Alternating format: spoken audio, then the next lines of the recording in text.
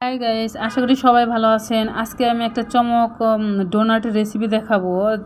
যে রেসিপিটা আপনারা যদি একটু কাইন্ডলি ফলো করেন, আশা করি নিরাশ হবেন না। অসম্ভব সুন্দর ডোনাটগুলো, ফোলা ফোলা একদম ফাফা। একটু আমার রেসিপিটা জাস্ট ফলো করবেন, একদম ইজি, বাচ্চারাও করতে পারবে। একটু গাইস লক্ষ্য করবেন। আমি ডোনাটের যে ক্রিমটা সেটাও আমি বলে দিব, খুব ঝক্কি ঝামেলা নেই, খুব সহজে আমি দেখিয়ে দেবো। এর জন্য খুব বেশি বাইরের অনেক জিনিস লাগবে তাও না। এর জন্য আমার পুরো রেসিপিটা দেখতে হবে। আর রেসিপিটির উপকরণ যে পরিমাণে আমি দিয়েছি সেই অনুপাতেই দিতে হবে, তাহলে আপনারা এরকম ফোলা একদম বাইরের মতো, বাইরের থেকেও সুন্দর আপনারা ডোনাট বানাতে পারবেন। চলেন তাহলে মূল রান্নায় আমরা চলে যাই। এই ডোনাট বানানোটা খুব ইজি। আমরা বাইরে থেকে সাধারণত কিনে খাই, অনেক টাকা খরচ হয়, সেই ক্ষেত্রে মানে অরিজিনাল টেস্টও আমরা পাই না, প্লাস টাকাও খরচ হয়। সেক্ষেত্রে আমার মনে হয় আমরা বাসায় একটু ট্রাই করে দেখি, যদি পারফেক্ট ডোনাটটা আমরা বানাতে পারি তাহলে কেন আমরা টাকা দিয়ে এক্সট্রা ডোনাট কিনে খাবো। চলেন গাইস আমরা শুরু করি, কথা না বাড়িয়ে। ডোনাট বানানোর জন্য আমি চা কাপের 1.5 কাপ আমি ময়দা নিয়েছি, লবণ দিয়ে দিলাম স্বাদ মতো লবণটা, আর আমি ইস্ট দিলাম 1.5 চা চামচ। আমি ডেসক্রিপশন বক্সে আমি একটু বেকিং পাউডারও দিয়ে দিলাম, একটা ডিম দিয়ে দিলাম।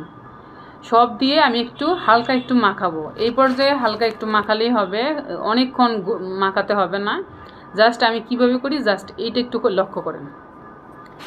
আমার রেসিপি ফলো করার পরে যদি আপনাদের ডোনাট ভালো না হয় সেক্ষেত্রে আর ভিডিও দেখার দরকার নেই। একটু পানি দিলাম, নর্মাল পানি, গরমও না ঠান্ডাও না, যেটা আমরা সবসময় ইউজ করি, মানে খাই, পান করি। এটা দিয়ে আমি মাখাবো। ডোনাট কখনোই শক্ত মাখালে ডোনাট কখনো নরম হবে না, এরকম আঠা আঠা হবে, হাতের মধ্যে লেগে যাবে। লাস্টে আমি একটু তেল দিয়ে জাস্ট আঠা ভাবটা আমি ছাড়িয়ে নিব, কিন্তু আমি একইভাবে আমি মাখানোটা আমি একটু করার পরে এই 4-5 মিনিটের মতো আমি একটু মাখিয়ে কিছুটা আমি ডলার পরে আমি তারপরে ডোনাটটা আসলে আমি প্রসেসে চলে যাব। এই পর্যায়ে আমরা কি করব, কিছুটা ডোনাট, আমার ভিডিওটা পুরাটা দেখা হয়নি, মানে ওই মাখানোর পরে আমি 10 মিনিট আমি আগুনের পাশে রেখে দিয়েছিলাম, তারপরে আমি এই প্রসেসটা করেছি। ওই ভিডিওটা হয়তো স্কিপ হয়ে গেছে। ডোনাটটা আমি 5-7 মিনিট, কমপক্ষে 5-7 মিনিট আমি মাখানোর পরে আমি ডোনাটটা বেলে নিলাম। মাখানোর সময় আপনারা দেখবেন বেলার সময় ফুলে ফুলে উঠছে, তারপরে ডোনাটের কাটার দিয়ে আমি ডোনাটটা কাটবো। ডোনাটের শেপে হয়েছে, আমি সবগুলো এরকম কেটে নিব। আমার 1.5 কাপের জন্য 5টা ডোনাট হয়েছে। এখন কড়াইয়ে ডুবো তেল লাগবে গাইজ। ডোনাটের 2টা টিপস আপনারা মনে রাখবেন, ডুবো তেল লাগবে, আর আপনার মাখানোটা ভালো হলে অবশ্যই ডোনাট ফুলবে।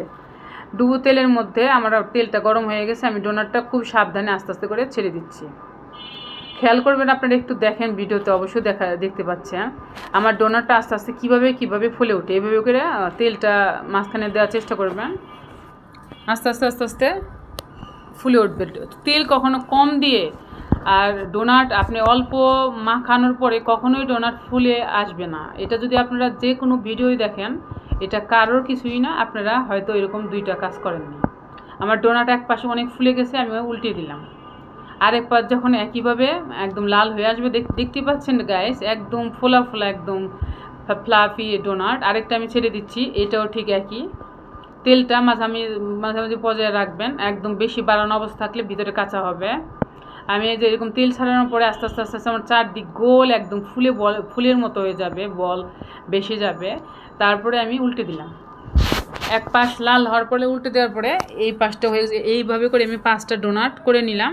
এখন একটু গরম অবস্থায় আমি উপরে যে ওরা ক্রিম দেয়, আমার কাছে এক্সট্রা আমি আইসিং সুগার দিয়ে কিছু বানাবো না। আমার হাতের কাছেই বাচ্চাদের খাবারের যে চকলেট ছিল, এগুলো চকলেটের খণ্ডগুলোকে অনেক দিন পড়ে আছে, এটার আমি ইউজ করে নিলাম। নিচে গরম পানি দিয়ে আমি উপরে এগুলো দিয়ে একটু সামান্য একটু দুধ মিক্স করে আমি এটারে গালে নিলাম। এটাও আপনারা একটা টেস্ট পাবেন।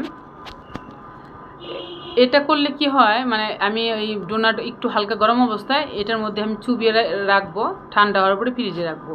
সেক্ষেত্রে ফ্রিজ থেকে বের হইলে আইসিং সুগারের যে উপরে যে আমরা যে চকলেট বা যে কোনো একটা পরত দিই, সেটা অনেক শক্ত হয়। এক্ষেত্রে অতটা শক্ত হবে না, আবার নরমও হবে না।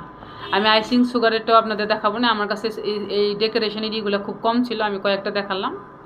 আশা করি আপনাদের এই ভিডিওটা ভালো লাগবে। আর ভিডিওটা ফলো করার পরে যদি রেসিপিটা ভালো না লাগে আর আপনারা ভিডিও দেখেন না। আশা করি ভালো লাগবে। আমার সাথে থাকবেন। খুদা হাফেজ, ভালো থাকবেন, বাই।